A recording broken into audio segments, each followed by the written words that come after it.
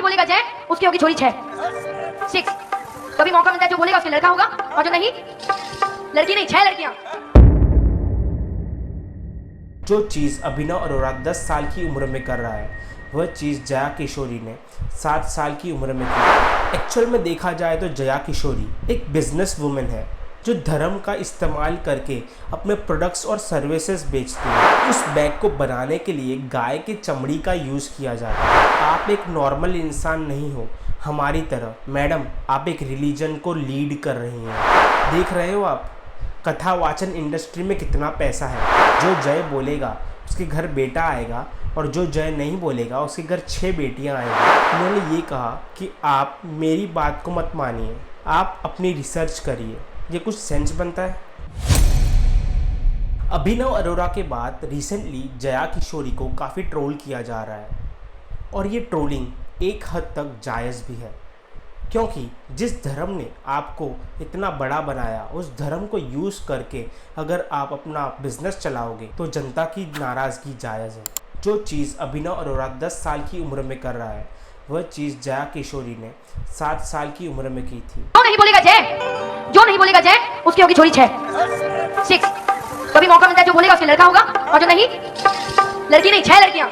यानी कि ये कहना गलत नहीं होगा कि Jaya Kishori is the future version of Abhinav Arora. हम सभी अभिनव अरोरा को और उसके पेरेंट्स को क्रिटिसाइज कर रहे हैं, लेकिन कभी आपने ये नोटिस किया है जब कोई एक राइडर रेड लाइट सिग्नल को जंप करता है तो दूसरा राइडर अपने आप कॉन्फिडेंस में आ जाता है और वो उसे फॉलो करने लगता है, यानी कि वो भी रेड लाइट को जंप करता है। अगर मैं शॉर्ट में समझाऊँ तो कोई एक पर्सन गलत काम करता है और वो सक्सेसफुल हो जाता है तो कुछ लोग उसके फॉलोअर बन जाते हैं और उसी राह पर चलने लगते हैं जिस राह पर चलकर उस पर्सन को सक्सेस मिली है। एक्चुअल में देखा जाए तो जया किशोरी एक बिजनेस वुमेन है जो धर्म का इस्तेमाल करके अपने प्रोडक्ट्स और सर्विसेज बेचती है। अगर आप जया किशोरी की वेबसाइट पर जाएंगे तो ये देखेंगे कि मैडम बहुत से प्रोडक्ट्स और कोर्सेज बेच रही हैं, जहाँ पर ऑलमोस्ट सभी प्रोडक्ट्स धर्म और पूजा पाठ के रिलेटेड है। अगर कोई इंसान धर्म के नाम पर कुछ बेच रहा है तो हम उसे बिजनेसमैन या बिजनेस वुमेन कहेंगे, ना कि धर्म गुरु। और जया किशोरी का ट्रोल होने का सबसे बड़ा रीज़न ये है कि उन्हें एयरपोर्ट पर डियोर कंपनी के बैग के साथ देखा गया, जो कि डियोर कंपनी का एक कस्टमाइज्ड बैग था। और अगर आप डियोर कंपनी की वेबसाइट पर विजिट करेंगे तो आप ये पाएंगे कि उस बैग की प्राइस समथिंग अराउंड 2 लाख रुपए है, जो कि एक बिजनेस वुमेन के लिए रिजनेबल अमाउंट है। अगर आप उस बैग के डिस्क्रिप्शन में जाओगे तो ये पाओगे कि उस बैग को बनाने के लिए गाय के चमड़ी का यूज़ किया जाता है, जो कि बहुत शॉकिंग फैक्ट है। और अगर आप ये ध्यान से देखेंगे तो पूरे डिस्क्रिप्शन या गाइडलाइन में ये कहीं पर भी नहीं लिखा गया कि आप बैग के मटेरियल को कस्टमाइज या चेंज कर सकते हो। मैं आपको ये भी बता दूं कि जया किशोरी इस बैग के अलावा कहीं ऐसी चीज़ें यूज़ करती है जिसमें जानवरों की चमड़ी का यूज़ किया हो। जया किशोरी के पास एक गाड़ी है जिसकी प्राइस अप्रॉक्स 4.5 CR है, और उस कार का मॉडल है मर्सिडीज़ जी वैगन।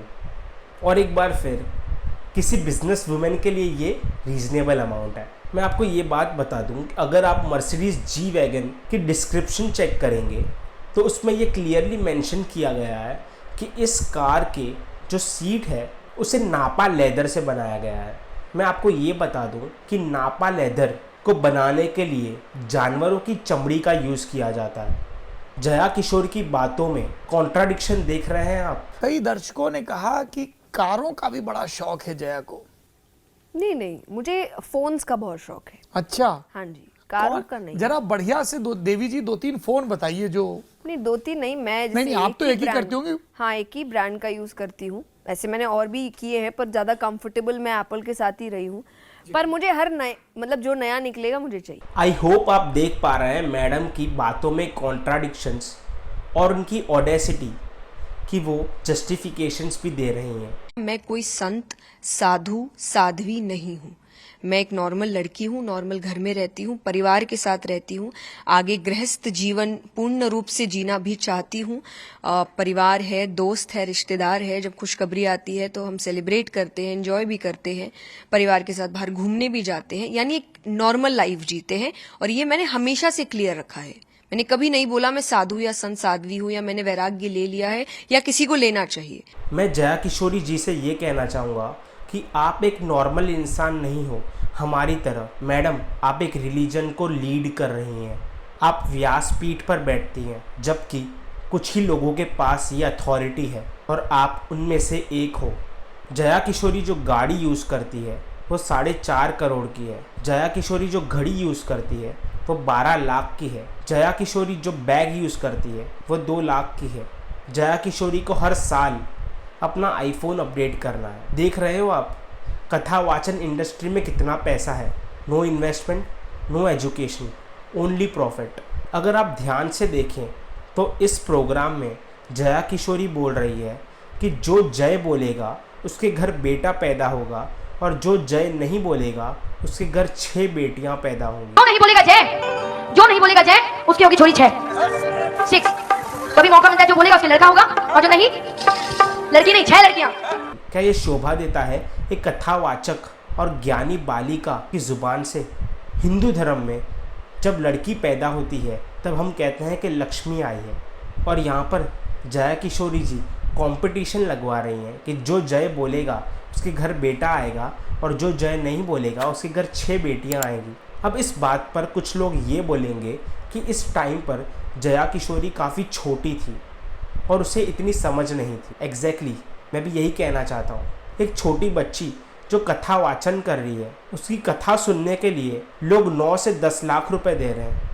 इससे प्यारी और क्यूट स्क्रिप्ट तो अपना अभिनव अरोरा देता है। ये फर्क नहीं पड़ता कि जमाना क्या कहता है। जया किशोरी अपने एक प्रवचन में ये कहती है कि जो मोर होते हैं वो संभोग नहीं करते। मोरनी मोर के आंसू पीती है और वो प्रेग्नेंट हो जाती है और वो बच्चे देती है। ऐसा जया किशोरी जी का बोलना है। यहाँ कितने ऐसे हैं जिन्हें पता है कि ठाकुर जी मोर पाक क्यों लगाते हैं? उन्हें पवित्रता पसंद है। मोर कभी भी शारीरिक संभोग नहीं करते। उन्हें संतानें कैसे होती है? मोर रोते हैं, आंसू गिरते हैं, मोरनी उस आंसू को पीती है और उससे उन्हें संतान आती है। इसीलिए भगवान मोर पाक लगाते हैं।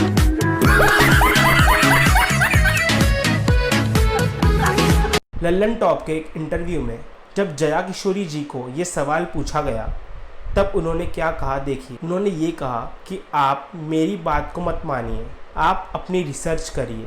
ये कुछ सेंस बनता है? मेरा ये वीडियो बनाने का मोटिव किसी को प्रमोट या किसी को डिमोट करना नहीं था।